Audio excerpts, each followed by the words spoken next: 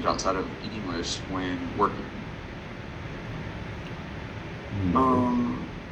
As long as it's not about work, so Exactly, right? If I come up and I say, hey, Ken, if I'm trying to draw something from the supply room, if I say, hey, can I get a box of pencils or pens? The response should be in English, right? Now, if you're having a casual conversation with somebody in your office, that's fine, right? It's all on you. yes. As long as it is. I've experienced. It was a civilian pilot. He came in, and then he was like telling us that we couldn't speak English because he couldn't understand it, and that we're supposed to speak English. And in Korea, I experienced something like that. It does happen, but as long as you keep professional, right? That's all we aim for. Is keeping it professional, keeping it so everybody is able to understand, right? I can Spanglish a little bit. That's it, right? But for those who do speak, say French or German, Russian, Farsi, there's a large amounts of language out there that you can learn to speak. You can actually get paid for it too, right? So if you do know it and can pass the exam to get qualified for it in the Army, you get a lot extra money, right? But it makes you a great tool for your team, or you can have a great tool in your team if you recognize someone that can do so, right? Any question on the BVB?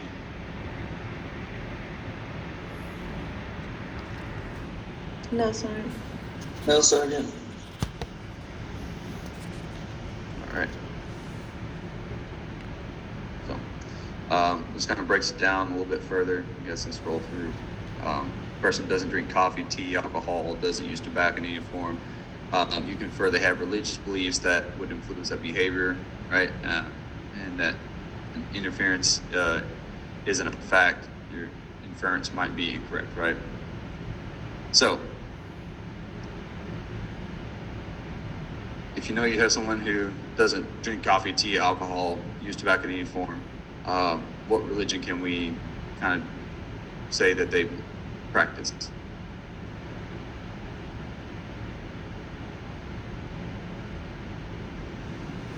Mormon, Sergeant. Most likely Mormonism, right? Absolutely. I had a Mormon soldier use this to a T. 28 years old, did his mission in Canada or whatever. She was pretty bummed about because his brother couldn't go to South America. But that was what he believed in. So I never offered him an energy drink. I didn't offer him tea or anything like that. I made sure if I was going to grab him something to drink, that it was something appropriate, water, juice, things of that nature. Caffeine is the whole thing. It's not just coffee, it's also caffeine. So you have to be cognizant of who you're operating with, right? And that went a long way with him, to knowing that I knew what he practiced, so I was appropriate to his beliefs. I didn't cater, right? I didn't have enough to drink, he got water. It's like a universal standard in the Army, right? Water. But it's just one of those things that you can use to help benefit. Now, if he came in one day, chugging a Monster, smoking a cigarette, reeking of booze, what can I believe had happened? What can I infer? That this devout Mormon is now a Monster chugging, nicotine ripping alcoholic. That's something maybe stressful has occurred in his or her life, and they don't feel comfortable expressing it to anybody else, so they turn to something that's not really an antidepressant. Turn to the bottle. Right. Yeah, you can believe that something has changed. And especially when it's as extreme as something has changed in their beliefs. And if their belief changes, their values change, their norms change, their behaviors change. And that is something that we should be able to identify immediately. When something such as big as a belief change, one or two behaviors that goes against their norms or their belief should be a red flag. All right, immediate red flag. That's something to say, hey, what's going on? I noticed you did this today. That's not you. What's up, right? That it gives you a reason to address them and to be early signs that that you can get in and fix a problem or help that soldier with a problem, right? Now, so like the video we've seen, crowd kidnapping is a social norm, but the law makes kidnapping legal. So just because it makes it legal doesn't mean it's stopped, right? Why? Because they still believed in it. It was still their belief. You can make it illegal, doesn't make them stop believing it. Okay. This picture. What do we see in this picture?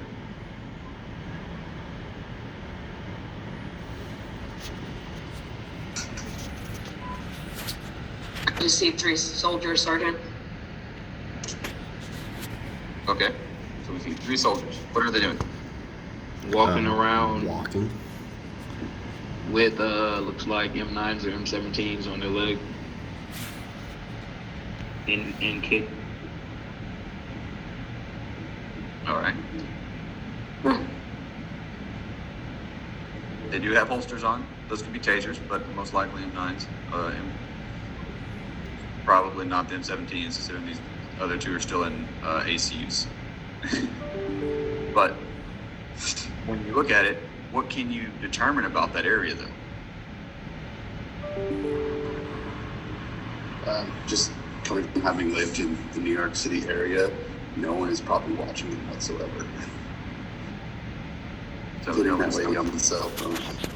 right? So from just the picture, right? Just the picture. This behavior of soldiers in what look to be IOTVs, they're armed, right?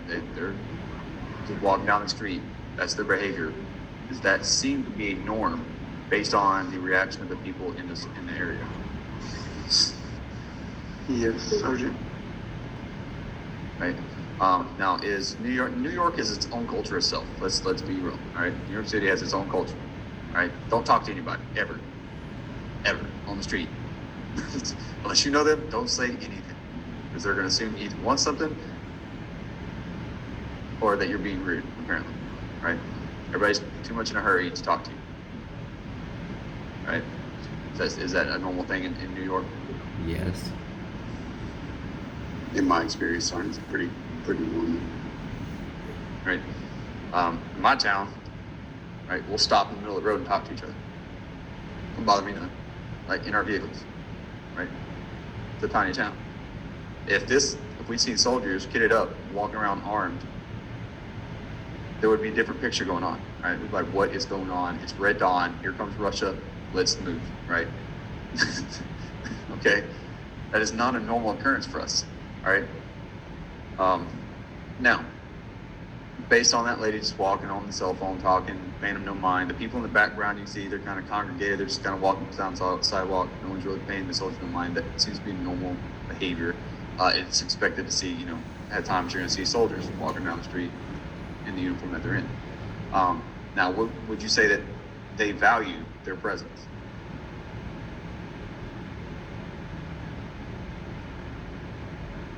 No. They wouldn't even probably pay them any mind.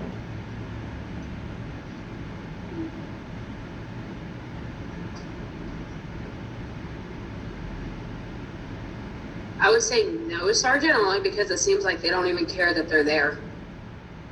That's the norm in New York City. Like, people walking around with guns, soldiers, huh? Any other thoughts on it? I don't really feel like I can say for sure whether they do or not just based on this one picture. I would assume so, just based on, the United States view of soldiers in general, but I don't feel like there's a way I can personally tell from this photo. Being an American culture, okay, and the way that we view our military, okay. If this was 1972 and it was a Vietnam soldier, do you think they would be able to just casually walk down the street? No. No, Sergeant. No. They would be spit on, made fun of, probably a mob after them. Right? Because they did not value the soldiers. They did not believe in the war that we were in, right? So they didn't push value on the soldier. Here, they're allowed to pass freely. Almost not there, right? As you can tell, most people don't acknowledge other people, right? So you can assume that they don't not value them out of the picture because they're not being, that the group in front's not charging them, they're not ambushing them or anything. They're just walking around, right? So we can make the assumption that they do have some sort of value for them.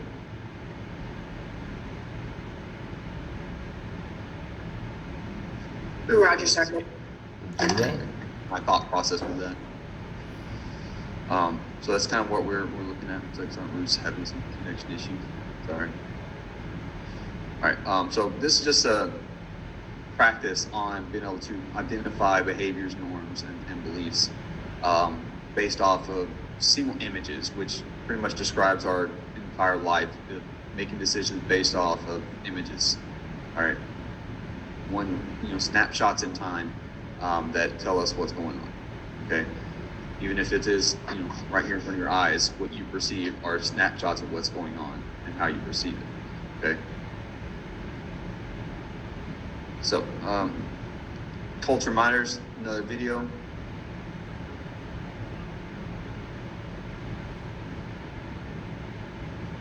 All right. Everybody should have some kind of experience with this, I would hope.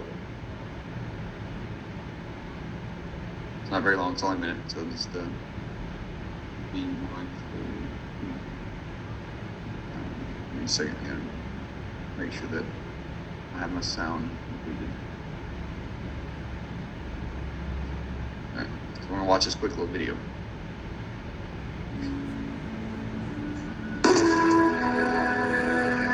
Motorville on Blade.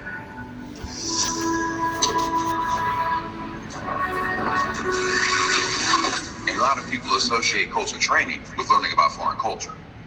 However, some of the most important cultural training a soldier receives is about their own culture. Before soldiers step into a foreign culture, it's essential that they're securely tied into their own American military culture.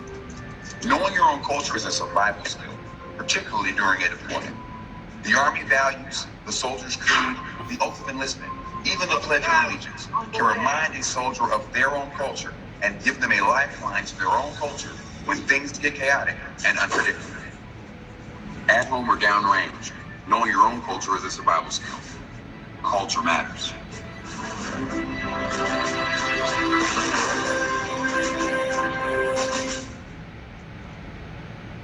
All right. Never understand what the video is about.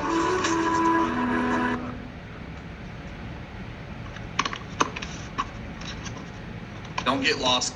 Don't lose your culture. All right. Understand that your culture is important. We see a lot of organizations that try to radicalize soldiers for insider threats and things of that nature, because those soldiers have lost their culture and no longer value their culture. And that's what we want to make sure that we're getting away from. All right. Make sure that you understand how to maintain your soldiers' culture, that you are providing for their cultural needs as well. What are some things that we might want to make sure we have available for our soldiers? Maybe a kosher halal meal. That's how they have to eat. And so kind of accommodating in field environments if we can.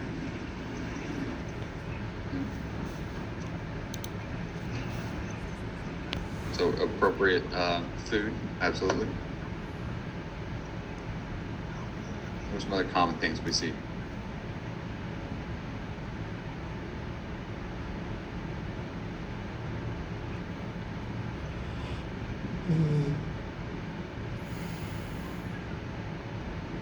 Some people can also display religious items in uniform. We've seen soldiers people wear yarmulkes in uniform, or I think it's Sikhs. Some of them can wear their headdress or cultural items in uniform as well, which kind of accommodates everything.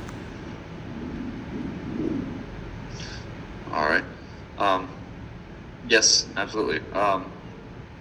We have allowed the turbans to be worn, right, by the sheiks.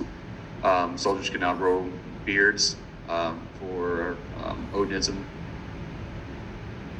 right? So we do accommodate the best we can. We also provide religious services for any belief that you may or may not have.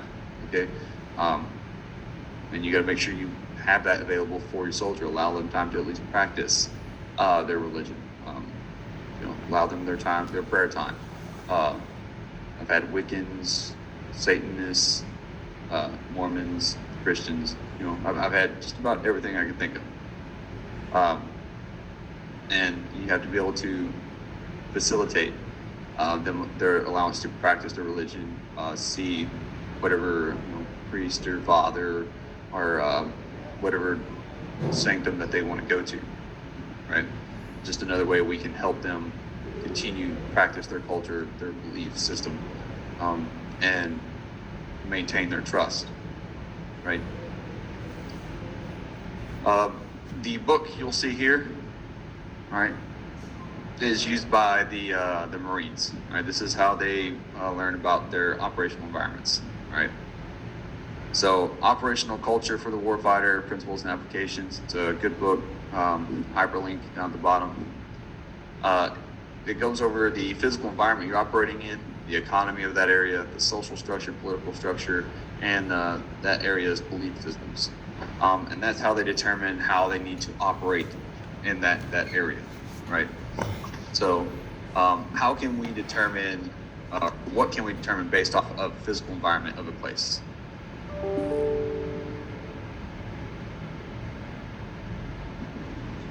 What supplies we'll need, Sergeant? If it doesn't rain at all, a water source, or temperature-wise. Okay, so your needs, absolutely. It comes down to the environment, right? If it's mountainous, you don't want to run tanks. If it's a open desert, you're not riding dirt bikes. Okay, get shot. However, when we're looking at this, we want to look more towards what it says about the area. Less about what we need from it, more about the area, right? Because we're trying to build our operation, so we need to know our area. How can we get to know it better, right? If I was to say, if it was a coastal, let's say a coastal state, let's say Maine, for example, right? If it's Maine, what do you think the difference in their physical environment would provide versus Kansas?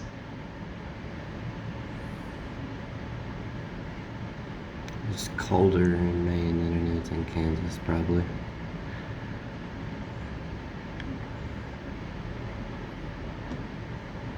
It's probably quieter too. Maybe one would just be because you're close to a body of water that makes quite a few things easier, having that water accessible.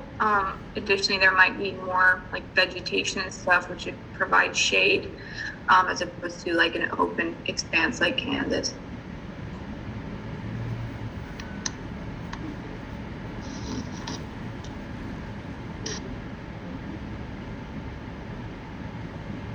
Okay. Anybody else have some insight?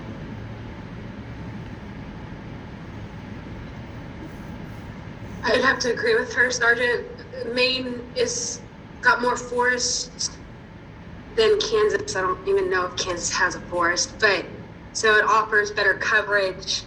But you'd also have to understand during, I guess, certain parts like maneuvering, how to get your supply from one area to another, or because Kansas is so open, you'd be able to maneuver easier.